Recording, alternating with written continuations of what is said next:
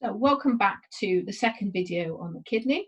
We have just talked about, just a brief recap, we talked about the ultrafiltration due to the high hydrostatic pressure, pushing the small molecules through the gaps between the endothelial layer, the basement membrane, and the gaps between the podocytes, forcing it into the filtrate. And then we said we spent the whole of the PCT reabsorbing all of the molecules that you want. We used the example of glucose and looked at how it was reabsorbed using the glucose-sodium cotransport protein. We're now going to look specifically at the loop of Henle. So let's go back to my nephron. Okay, so I'm not really interested in my Bowman's caption, my PCT, but we'll draw them in. What I'm interested in now is my loop of Henle. And my collecting duct, which is there. So we need to know a few things about the loop of Henle. Now, the job of the loop of Henle is to reabsorb water, but we need to understand a little bit about it and its structure. So you have the descending limb and the ascending limb.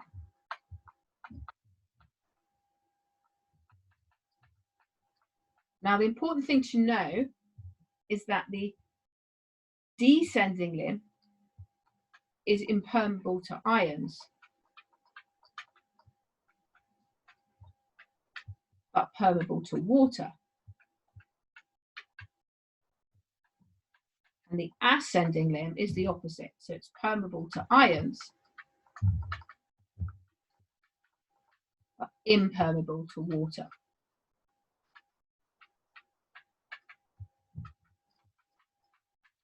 And that's going to be really important for what's happening.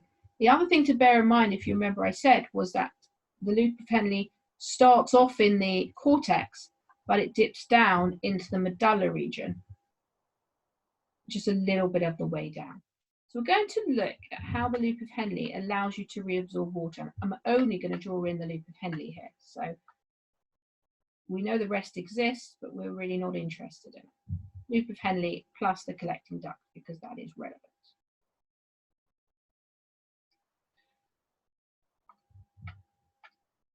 So we know that water coming in, or the filtrate coming in, is very high in water content and also high in ions, but generally because there's so much water, the concentration is quite low. We're going to give it a figure and we're going to say 100. As it goes down the loop of Henle, it becomes more and more concentrated until it's the most concentrated in the base of the loop. And then it goes up the loop, it becomes less concentrated again. So we need to see what has happened. Okay, why has it become more concentrated and why does it become less concentrated as you go up? So it's obviously to do with the movement of water and ions. But what you really need to do is start backwards for this process to understand exactly what's happening. So if we look at the ascending limb of the loop of Henle, okay, so, and remember we're looking in the idea that this is the medulla region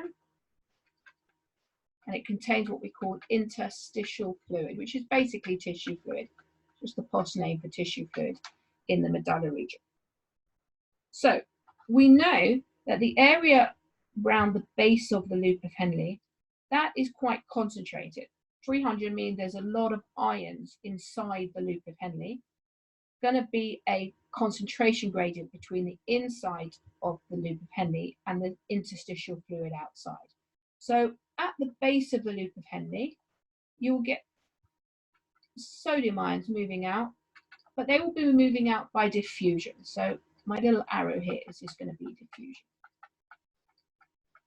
And like before, we'll write it out afterwards. But further up the ascending limb, the concentration gradient is not so big. So this time, ion movement, and it still happens, has to happen by active transport. So we have sodium ions moving by diffusion near the base of the ascending limb. Nearer the top, we've got sodium ions being actively transported out.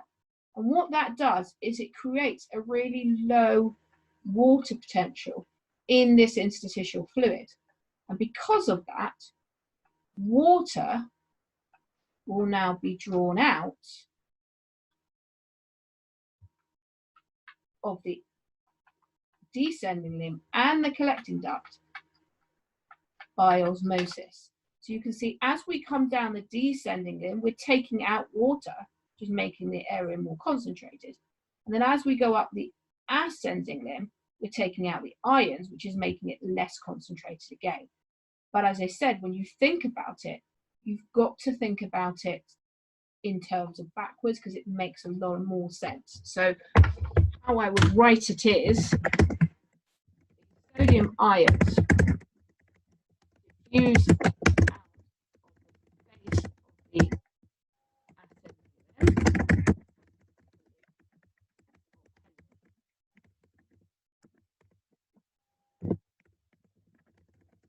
Sodium ions are also actively transported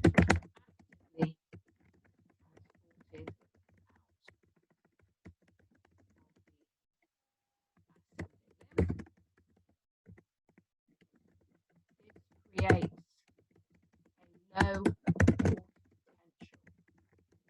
inside the interstitial fluid of the region.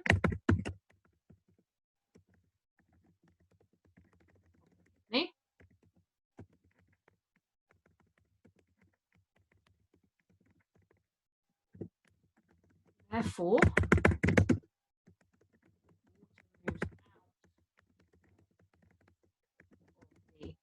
descending limb and collecting duct by osmosis. I put osmosis in capital letters because people often forget to put the word osmosis. And then this water is reabsorbed into the blood.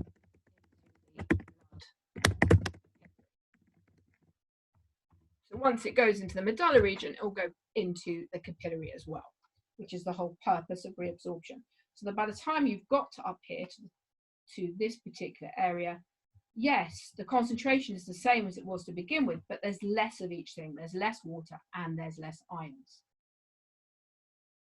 Now, obviously, the more water you want to reabsorb, the longer your loop of Henle. So if you imagine two animals, one with a small loop of Henle and one with a really big loop of Henle, like that, that's going to end up with a much smaller concentration in its base than that one, because that one, this long one, has had much more space to actively remove the sodium ions, therefore creates a much lower water potential, which means much more water is reabsorbed. So if you are a desert rat, you will have a longer loop of Henle, because by having a longer loop of Henle, more sodium ions can be actively transported out, creating a lower water potential. Therefore, more water is reabsorbed by osmosis. Note the comparative terms, that's really important. Okay, longer loop of Henle. So it's longer, you get more of this, lower water potential, more water reabsorbed. Okay, so the last thing for us to think about in terms of the kidney is control of the water potential of the blood.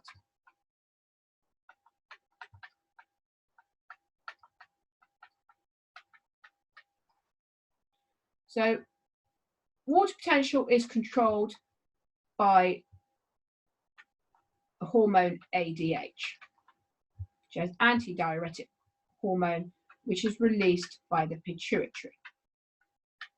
But the question is, what causes the release and what good does it do? So let's imagine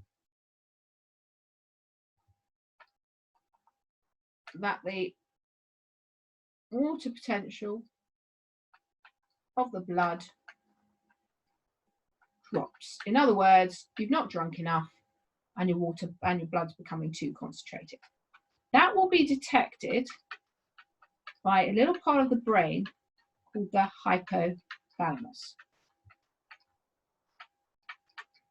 And that will then send an impulse to the pituitary gland. So we've got a little bit of a mixture between our nervous system control and our hormonal control. The pituitary gland will release ADH, and ADH, because it's a hormone, you remember from GCSE, will travel in the blood to its target organ, which in this particular case is the kidney. And it's very simple. Its job is to increase the permeability of the collecting duct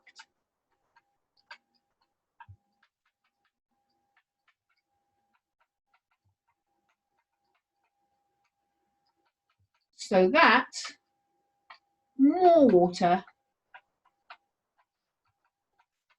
is reabsorbed into the bloodstream by osmosis. Again, note I say osmosis.